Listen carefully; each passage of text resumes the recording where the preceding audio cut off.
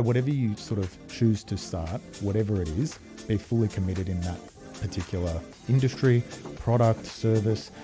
Don't do it because someone else is doing it. Don't do it because you think you're going to make a lot of money in it. You have to go all in. I don't think you can just dip your toe in something and think, oh, I'll make some money here, I'll go do this, I'll do that. Like, be laser focused on whatever you do.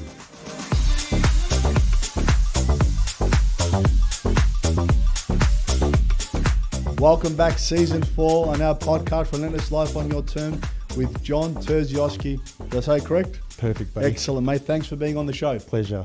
Lovely to be here. Now, John, you've got a very interesting story. And tell me a bit about how you all started, when you started to become an entrepreneur. When did you want to become an entrepreneur? And tell us a bit about your venture that you're doing now. Sure. I think, look, entrepreneurship, it's always been sort of in my blood. I feel like I didn't start off life as an entrepreneur. I went to university, studied design, did an industrial and communication design, sort of double degree. So I always had that sort of creative background, worked in that space for a few years, and then got a bit into the property side of things, doing some development projects, and just really saw a bit of a gap in the market with some of the products that I wanted to specify in my own projects, being sort of high-end entry doors, steel doors and windows, suspended fireplaces, and then getting more recently to marble bathware and basins and stuff like that. So yeah, it was predominantly for just servicing my own need and taste in doing what I was doing. So I was like, I couldn't source the product locally, and what I wanted to achieve, I couldn't do it, and I couldn't get it done here. So I started to look overseas, and that was sort of the test case, my own project, where I sort of brought the products in, installed them, utilized them, and then, saw that there was probably a gap in that market, and, sort of leveraged digital marketing, my background in design, set up a pretty basic website, and just started sort of pre-ordering, started with pre-orders online, selling stuff. Now, I read an article which you featured in as well. So congratulations, you featured in the top 100 startups, didn't you? Yeah, so the top 100 fast starters in the Financial Review. So that was this year. Which was quite, I wouldn't say surprising, but yeah, given that we had some sort of stumbling blocks with COVID and stuff like that, and some freight delays and stuff, we sort of kept the momentum going, which was great. Yeah. And you started your business in 2019, I believe. Pretty much, yeah. Start of 19 was sort of like the first sort of bit of sales started to come through. So, we got some good momentum in that 19 year. And then 2020 hit, as we know, everyone sort of copped it with the COVID lockdowns. And then, we manufacture a lot overseas. So that freight supply chain was very heavily sort of impacted as well. So what did you do during that time? We kept selling, but we were just sort of very, very upfront with customers. Like, look, the delays are going to be... Lead time's going to be, blowout. It's going to be sort of 4 to 5 months minimum. People okay with that? Yeah. Look, most people were. Most people that were sort of building, say in 6 months, they were needing the product. People that needed it within a few weeks, we couldn't help them. Most of the time, we can't help them anyway, just because everything is custom made. It's all custom designed. So very high end. There's, a lot of work that goes into each product. And the company's called Zen. Zen, yeah. So Zen is the main sort of brand, and then you've got like Zen Doors, Zen fireplaces, Zen bathware. Yeah. And I have to ask, where'd the name come from? Look, I did a bit of sort of like brainstorming with names, and I always had an affinity to like the Zen Buddhism in that Japanese sort of context, and just the feeling that you kind of get in that space. Like, I'm into meditation and stuff like that. So it sort of was an organic sort of approach for me. I thought that it was available when it was attached to the products, like a Zen fireplace or a Zen door.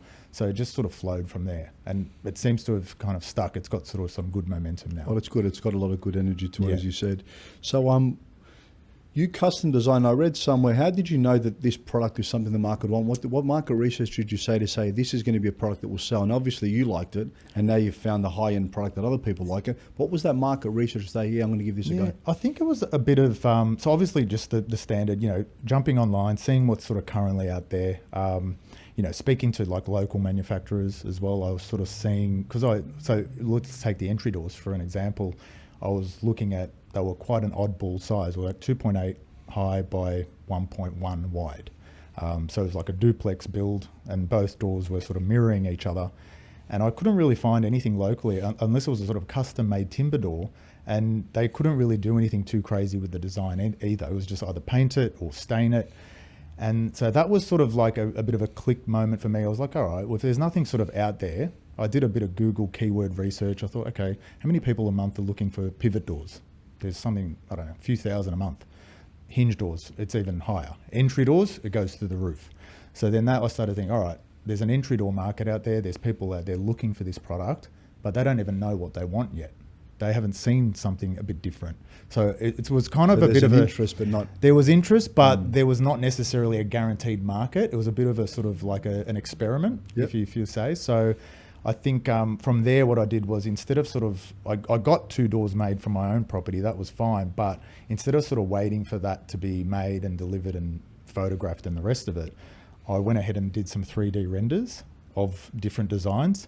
So got those sort of done up based on the designs that I created, and then sort of created a website on Shopify within about a week.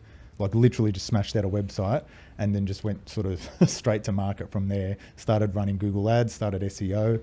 I thought, you know, if you're sort of run SEO the way it works, it's all about keywords and time, you know. So I thought the quicker I get there, the quicker I can rank for some of these main keywords: entry doors, pivot doors, steel doors, all that. And the momentum sort of grew from there. Instagram, I've been very sort of big on that from day dot, and I felt like that allowed us to get traction quite quickly on Instagram. That's pretty impressive. So you did all that yourself? Yeah. Based on everything you learned at uni, all the research, you thought this is what I need to do? Correct. Well, university sort of teaches, I'm not against university, but I feel like university doesn't give you the tools, like whether it's design, my wife's a lawyer, you know, whether you do legal or finance, for instance, it gives you, it doesn't give you the full skills you need to be able to run a business in that field. You need real world experience. So some of the key takeaways are probably from that aspect were some of the fundamentals around, you know, using the software, but most of the other skills were just picked up through different various trial and error. Yeah, trial and error jobs I've had in the past, and you know, I've worked in corporate space. I've worked in, you know, smaller studio spaces on my own. So you kind of develop those skills over time. Most people say I don't know where to start, but the hardest part in any business that I found in my experience is getting started. Get started. There's a lot of things you're not going to know. You'll fall into it and you'll figure it out. Correct. And if you've got the right people around you and asking the right questions, and you're doing the right research, you're always going to be okay. Correct. Most people are paralyzed from that actual, hey, I'm not going to start. It's too hard. This is what I need to do. And they always say that butterfly effect. You put all your focus on the first 15%. There's an 85% chance that you're going to succeed because you've started. Correct. And then if you're laser focused, which is exactly what sounds like your story started. 100%. And look, I went through a bit of a period of analysis paralysis as well before that, because I think everyone does. Yeah, everyone does. And you kind of, you're thinking to yourself, all right, and it's a shiny object syndrome. We know that term. It's people sort of see an idea, or they see someone selling a product or selling a course, and they, oh, do I do this? Do I do that? I don't think that matters. I think really you need to look inside and see what you're ultimately going to be passionate about. I feel like if I wasn't passionate about these products as a business, I probably wouldn't have gone into it. Me personally enjoying and liking the product and installing them and using them in my own dwelling allows me to sort of have a lot of buy-in into what I'm doing. Like, as I always say this, but I would not sell something to someone that I wouldn't use in my own house. Well, that's very reassuring, because I'm the same with real estate. I only sell what I would personally buy, and I recommend to my clients. And when you can talk about something with so much conviction, you're not selling anything, people are buying off you. Correct. And you're actually believing it to your core, so it's much easier to have that transaction, because end of the day, that's what I think a transaction should be. Definitely. It's human to human connection. It's not I'm selling you this because it's right. a product you believe. Now, you started products, you've got Zen fireplaces, Zen baths, Zen doors. Correct. What's your biggest seller? I'm curious. Definitely doors. Yeah, I'm not. There's not. Is that what you started with as well? Doors? I actually started with the fireplaces, believe it or not. So the doors were sort of like in the background, but the fireplaces was something where I really saw there was a massive gap, because this was purely on the affordability price point. Sorry. So there was, you know, the nearest competitor was sitting at a certain price point, and I definitely saw there was room to sort of come in and really take some of their market share. I know we're talking very business sort of cutthroat here, but that's sort of where I saw an opportunity. So I thought, while there's opportunity there, I'm going to take it. And basically designed my own 2 models, had to sort of get them fully accredited and tested in Australia for Australian standards, which was an expensive exercise, but it proved to be good, because, you know, selling a product that is something that can actually burn your house down, you want to go through that process. You know, you want Well to said. you want to make sure you're selling something that's that's compliant and legal to be installed. So And that you feel good about. yeah, and feel good and sleep at night. You know, you don't course, want to it's think, important. oh God, you know, someone's house. If and look, there's still that element where whoever's installing it needs to be able to sign off on the installation. It's not only the product that is compliant; course, yeah. the actual install has to be So your compliant. H&S got to go all the way through. Yeah, that's right. Well, so obviously liable for that. So you've developed like a more of a bespoke product. Yeah. So it's all customized from what I read, yeah? Pretty much, yeah. The fireplaces are customizable to a degree, not so much the design of them, because they are sort of, each model needs to go through rigorous testing. The doors are sort of fully customizable in terms of the design. We've got various types of doors like pivot doors, bifolds, sliding doors, hinge doors. So there wouldn't be as much compliance with that, obviously. No, As a door, there is some compliance. Yeah, that's right. There's compliance around sort of weather protection and terms of the thermal, width of it and all that yeah, stuff. all that sort of stuff, but not so much in terms of fireplaces is how far away it needs to be from sort of combustible surfaces like It's a lot easier to get a fireplace wrong than it is a door, I guess, 100%. from a safety perspective. Correct. Yeah. So some of your biggest accomplishments, you mentioned father of two. Yeah, father of two. How old? I've got a 11-year-old boy and a 8-year-old girl. Oh, Yeah, beautiful. so I've got 4. yeah, they're my world, and 4, that's amazing. So anyone that's sort of got more than even one kid's hard at that stages. You know what I mean? So I feel like they are a blessing. Kids are amazing. They really teach you a lot about yourself, about life, what's important. We're doing this ultimately, yes, for ourselves, but also to provide for our families. You briefly mentioned your wife's a lawyer as well. Yes. How do you juggle all this? Look, she runs a business as well, so we're both sort of entrepreneurs. She's in building construction law, which is quite handy. So we sort of, sometimes work together. We refer clients to each other, customers. So yeah, look, juggling can be difficult at times. We do have support mechanisms in, there's cleaners, there's ironing ladies, there's my mother-in-law, my mum. So You got a good team. I've got a team there. We've got babysitters. So, but at the same time, we still do aim to spend a lot of time with the kids. That's a very big sort of priority with us. Is like weekends, try and switch off, and just focus on family and that sort of thing. So obviously it's a massive achievement to feature in the fastest 100 companies to 2022. So congratulations. Thank you. I've also seen you've got all the bathtubs in the St. Marin's project, the Gurner project, which Yes. that would have been a massive contract, and that's a big feather in your cap, I would Well, say. definitely. I think it wasn't every single apartment. So it was sort of like the more bespoke sort of penthouse apartments only, where they wanted to sort of really upsell these sort of massive, about 1,350 millimetre solid marble Nero Marquina baths, which were phenomenal. So yeah, that project is very, very close to sort of being, like, it's finished from what I can understand, but we haven't seen much of the interiors yet. So I'm sort of quite excited to see sort of, them installed in their final resting place. I went in not long ago there when they were doing like a little viewing at the bottom. It's an incredible Phenomenal. building. Yeah. It's a special development. Definitely. So to be part of that's obviously fantastic. 100%. And I also noticed you've got plans to go interstate and overseas. Tell us a bit about that. So we do currently sell sort of nationally, like within Australia. We don't have sort of representation in other states at the moment. So my next sort of goal basically for 2023, I'd say first half of 23 is to get a showroom in Sydney and just sort of replicate what we've done here in Cremorne, where we sort of have all our products on display. We'll have a sales team and available to the Sydney sort of market. Quite a busy market, like probably 40% of our business is up in Sydney. So just for our Victorian viewers, where exactly is it in Cremorne? So 9 Gwyn Street in Cremorne. So we're kind of off Swan Street and off Church Street. So sort of right in the heart of Cremorne. It's a great spot. Fantastic. Not great on parking though. I guess it's like St Kilda Road That's now. right. That's right. So what's your plans to try? I saw the US I saw in there. I would say, look, that's probably I'd say within a 5-year goal is probably to expand into that US market. I have sent products there. I've sent baths, I've sent doors and a couple of fireplaces, but we're not talking massive volumes. We're talking sort of one-off here and there, various states. California has been quite popular, but if it's going to be like a Zen sort of location, it's either going to be on that side or, New York or something over there. Yeah. Okay. So But maybe before that, I'd say in Auckland might even be a good move because Auckland is quite quite popular as well. We do a fair bit of business there too. So as an entrepreneur over the last few years, what's some of the biggest challenges you faced? Look, honestly, I would definitely say COVID. I would say COVID based on the supply chain. That was definitely probably the biggest challenge.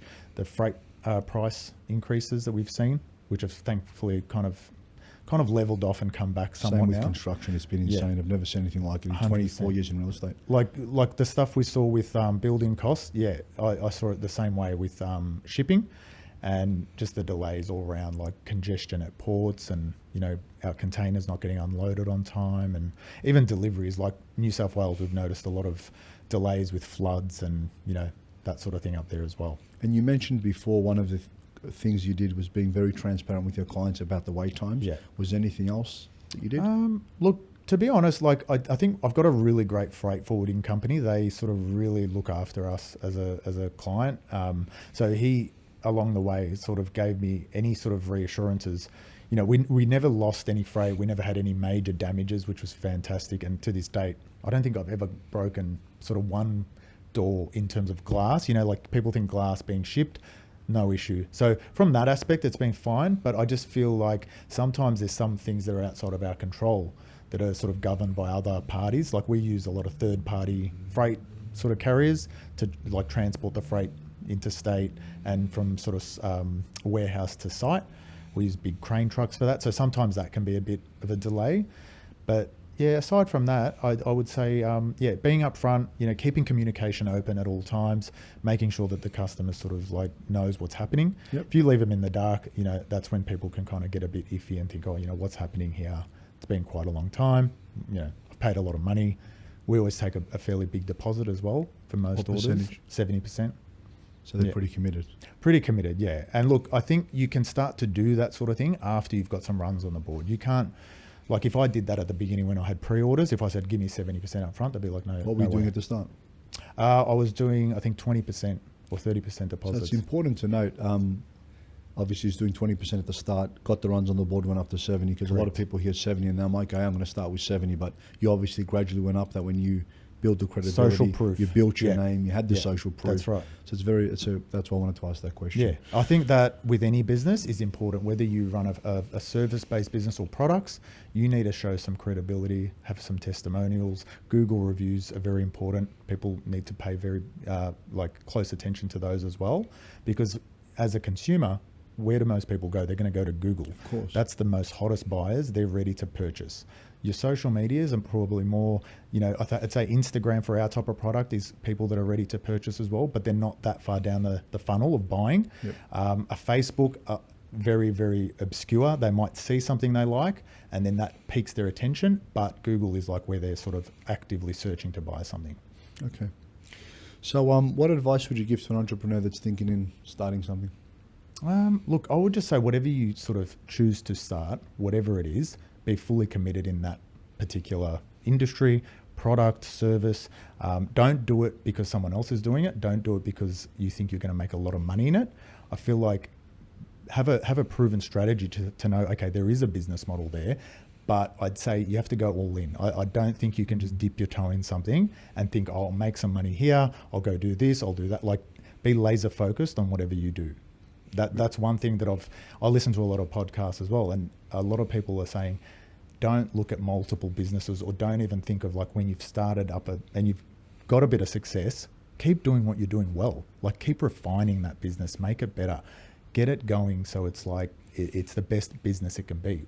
Instead of sort of getting that shiny object syndrome and looking where else you can sort of spread your attention, because there's only so many hours in a day. Of course. So we've only got limited attention spans. It comes down to good people. I started in real estate 17 and a half years ago.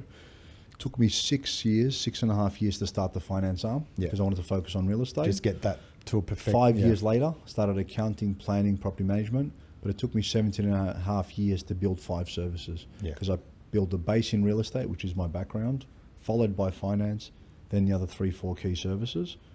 But I feel like they are all complementary of each other. They are, They're all connected. Because when you were saying you're using different parts of every, I wanted to be accountable for the full process. Yeah. So when I was referring people to finance companies, accountants, I said, you know what, I want to bring that in-house so that I can have the Reventon brand, because I want to be fully accountable to the outcomes, to the results, but it's going to take time. So it's, So you've got like horizontal and vertical integration happening. course. Like you're kind of spread across these brands, and they're all under the one banner, but they all complement each other, which is phenomenal. Most of them are under. Yeah. There's a couple that are under the Reventon banner, Yeah. but in the same group of families. But I do agree with your core philosophy. Get very good at one At the thing beginning. before Yeah. you build Correct. something further. Yeah. And I think that's so important. And going back to your point about being enthusiastic, it takes 10,000 hours. There's a book, The Outliers by Mark and Gladon. I love that book. It takes 10,000 hours to be an expert in any field or any sport. Correct. And you must love something a lot to be able to spend that time. 100%. If you're working 38 hours, it takes you 5 years, 3 weeks, and 3 days and 6 hours to take those hours. But if you're doing 60, 70 or really loving something, it really expedites that process. Definitely. And it makes you get much better at what you do quicker, which means you can duplicate it. Definitely. Because there is only so many hours, 100%. So I wanted to ask you, tell me some things no one knows about you, John. Wow. Okay.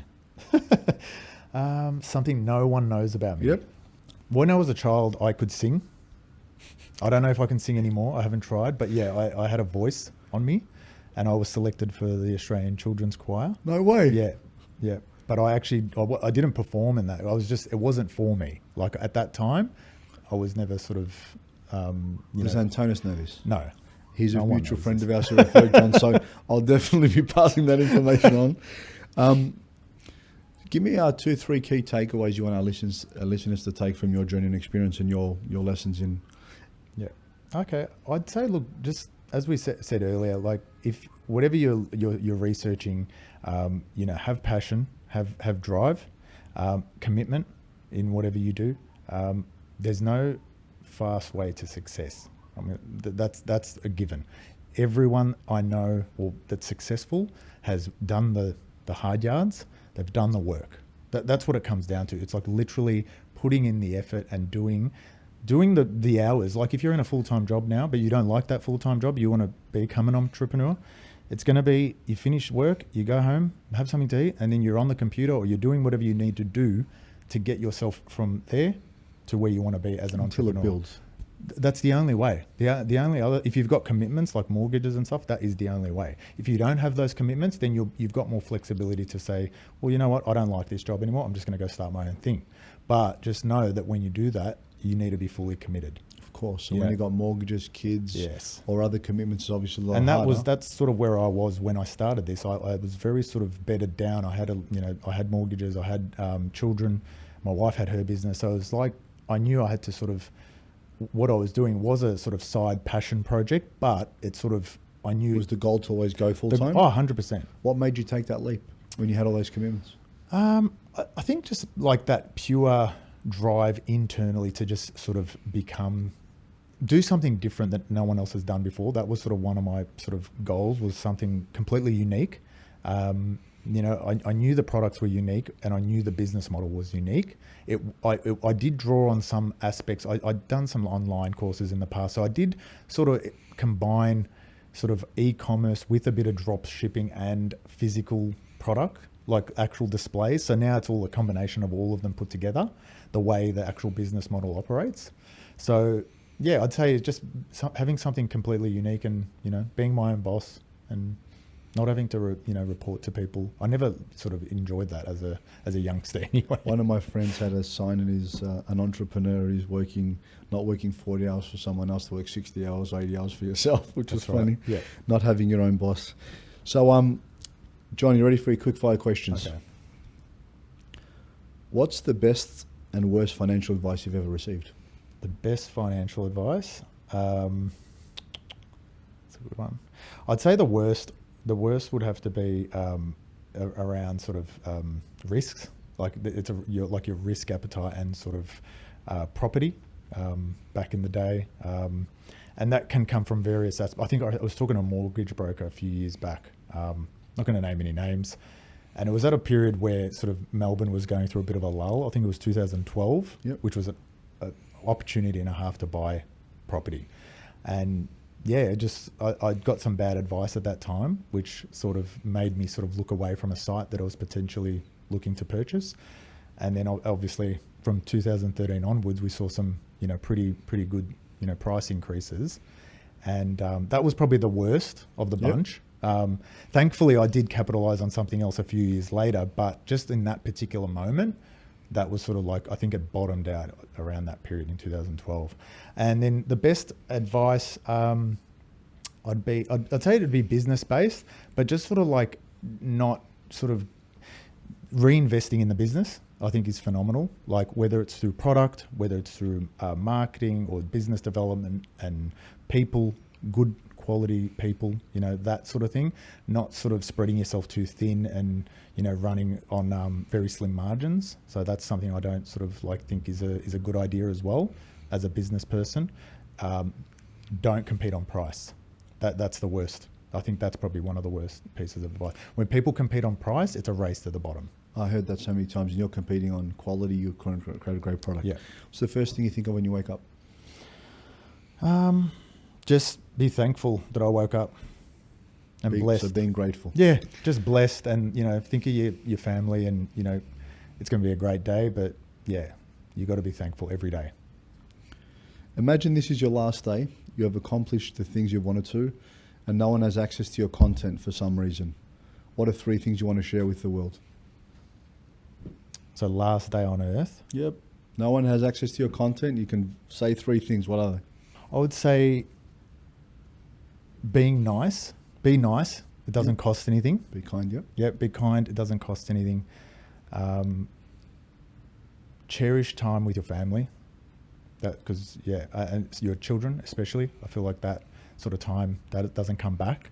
So as much as you love your business or you've got goals, I feel like you don't prioritize business over your family. That's one thing I would like to say. And third is love yourself. You have to have like a lot of self-love as well. Whether it's you're in business or whatever you do, if you don't love the person who's doing it, then yeah, I love you that. won't succeed. What's one of your go-to stress management techniques? When you're really stressed, what's a technique that you go to just calm yourself down and refocus? Probably breathing, some breathing exercises. I do train a lot. I go to the gym quite regularly. That's sort of my main stress release daily. So I do that first thing in the morning, sort of weights, cardio, and then that will just set you up for the rest of the day. But in the peak sort of stressful moment when you're sort of feeling a bit of, I feel like it's coming back down and, reassessing the whole situation. Because sometimes, look, as you're younger, you're sort of quick to anger, quick to sort of judge, it's sort of like as I've aged, I realised I can assess situations a lot better. Experience. Yeah. You just answered the next one. How do you start your day? Gym? Yeah, gym. Cool. What's your favourite thing to cook or to eat if you don't cook? The favourite thing to eat? Well, if it's junk food, it's got to be pizza. But if it's healthy food, like your day, I'd love a good steak. Yeah. What's the worst job you've ever had? The worst? Concreter. Best job you've ever had? This one. Good. If you could meet anyone dead or alive, who would it be? So Michael Jordan would be one person. Yeah, phenomenal athlete and just amazing work ethic and greatest basketball player of all time. Yeah, knows how to win. Who's your hero? Who do you look up to? I look up to a lot of people. Does it have to be one individual? You can give me 2 if you want. I think I'll use Michael Jordan again. I was obsessed with him as a kid, and I just even to this day, sort of like just the way he went about things. So he's definitely one sort of role model. My dad sort of learnt a lot about sort of work ethic from him as well. Very sort of educated individual, and just took away a lot of that. I think, and that's something that your children pick up, from you as well, like your work ethic. They see how hard you work. This day and age, you don't want children that are sort of, think everything's sort of easy and, I don't want them to be spoon-fed, basically. So I kind of got that work ethic from my parents. They came over here with nothing, immigrants. Like mine. Yeah. So, yeah, definitely. Last, a scale of 1 to 10, how much have you enjoyed the podcast? I would say 10. Yeah, it was definitely an absolute pleasure, John. Thank you very much. Please check him out. Thank you. Thank you, mate.